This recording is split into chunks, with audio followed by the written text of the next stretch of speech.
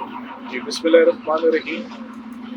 जज हमायूं तदावर से जज अबू असनाद जुल्करनैन से जज बशीर से जज कुदरतुल्लाह का सफ़र जो है बड़ी तेज़ी से तय कर लिया गया है और आज इस वक्त अंदर अडियाला जेल में इमरान खान साहब और बुशरा इमरान का निकाह का और इद्दत के मामले पर इस वक्त कार्रवाई जोर शोर से इस वक्त जारी है।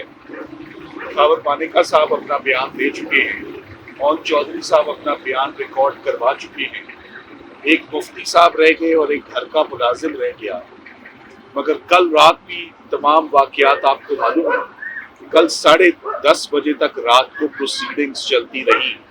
कोर्ट टाइमिंग 3:30 बजे तक ख़त्म हो गए और लगातार back to back 3 consecutive days में आपके आगे 3 मुख्तलिफ केसेस कंक्लूड होते हुए आपको नजर आए हैं। साइफर केस कैसे कंक्लूड हुआ आपके सामने है, 3 दिन उसका फैसला नहीं आया।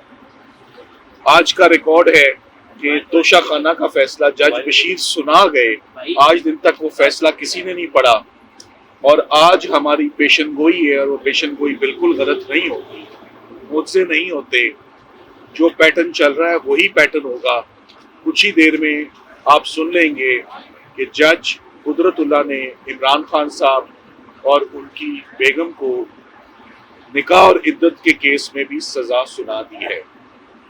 वो इमरान खान साहब एक ही जुमला बार बार बोल रहे हैं, क्रिकेट में हैट्रिक सुनी थी, ये क्रिमिनल केसेस में कन्विक्शन की तीसरी हैट्रिक होने वाली है और वो हैट्रिक 8 तारीख से पहले, जैसे एक बॉलर को प्रेशर होता है कि 2 में सजा लेनी है या 2 विकेटें लेनी है, अब तीसरी विकेट लेनी है, तो वो तीसरी विकेट अभी चंद ही देर में ऑफ कोर्स उसी अनकॉन्स्टिट्यूशनल मैनर में, उसी वायलेशन ऑफ लॉ में ये तीसरी विकेट जो है इस वक्त गिरने वाली है। ये मामला मियाँ बीवी का ये बड़ा एक सीक्रेट रिलेशनशिप होता है, जिसकी मुझे बहुत अफसोस है कि तमाम केसेस में ये केस भी चुना गया। फॉरेन फंडिंग था, वो भी अजीबोगरीब केस था कि आपको बाहर से पैसे क्यों मिल रहे हैं, बहरहाल उसको भुगता। Cipher case one of its kind कि आपने साइफर को रिवील कर दिया, वो भी इससे पहले कभी किसी की प्रोसिक्यूशन नहीं हुई, वो भी भुगत ली। तो ये भी जो मामला है, जो खावर मानेका साहब का ज़मीर इतनी देर से जागा है और ये जो इतनी ताख़ीर से इस्तग़ासा आया है, 6 साल की देरी से, ये टाइम लाइन ही बहुत है आप लोगों के लिए।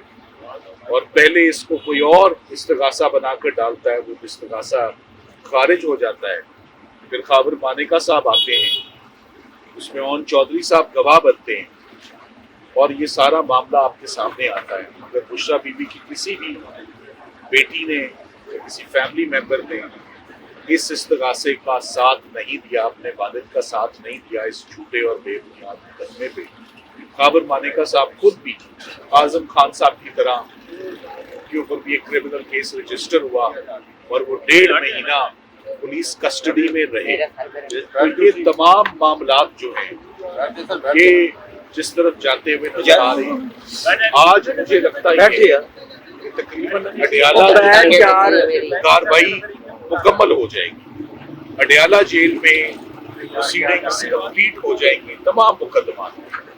और आज के बाद आप देखेंगे कि आने वाले दिनों में अब जो होगा वो एपेलेट्स कोर्ट में होगा, वो हाई कोर्ट ऑफ पाकिस्तान में होगा और वो सुप्रीम कोर्ट ऑफ पाकिस्तान में होगा। अडियाला जेल में सरकार ने जो लेना था आज शाम तक ले लिया जाएगा, इसके बाद यहाँ कुछ बाकी नहीं रहेगा। 6 लाहौर में बहाल हुई है और 6 ही इस्लामाबाद हाई कोर्ट में बकाया है। कुल 12 या 13 जमानतें उनकी हैं जो आने वाले दिनों में उन पर बहस होगी और उनको फाइनलाइज इंशाल्लाह हम करेंगे। अपील्स का राइट है, ये कॉन्स्टिट्यूशनल राइट है, ये हर कानून में दिया जाता है। वो अपील्स फाइल होंगी, फैसले आएंगे तो फाइल होंगी ना, फैसले ही नहीं आने और फाइल होंगी अपील्स اور ہماری اس کے بعد یہی درخواست ہوگی چیف جسٹس پاکستان سے اور چیف جسٹس اسلام آباد ہائی کورٹ سے کہ ایٹ لیسٹ ہمارے کیسز سن لیے جائیں. فیصلہ اس میں جو بھی آئے مگر اپیل کی سنوائی ایک حق ہوتا ہے کہ وہ جلد از جلد جس طرح یہ ٹرائلز کنکلوڈ ہوئے ہیں وہ اپیلیں لگے. میں آخر میں یہ ضرور کہنا چاہوں گا کہ جو سیاسی مقدمے ہیں اس کو ہم سب بہت سالوں سے دیکھتے ہیں مگر اب سیاسی مقدمے بھی اب جیسے ٹریٹ ہونے شروع ہو گئے اور جو ٹرینڈ سیٹ ہوئے بڑے خطرناک ٹرینڈ ہیں. مجھے یاد ہے کہ پچھلی دوری حکومت میں بھی سیاسی انتقام کے جو کیسز چلتے رہے ایٹ لیسٹ گواہوں پہ اجرا 16 دن 17 دن 21 دن چلتی رہی ہے. یہاں پر تو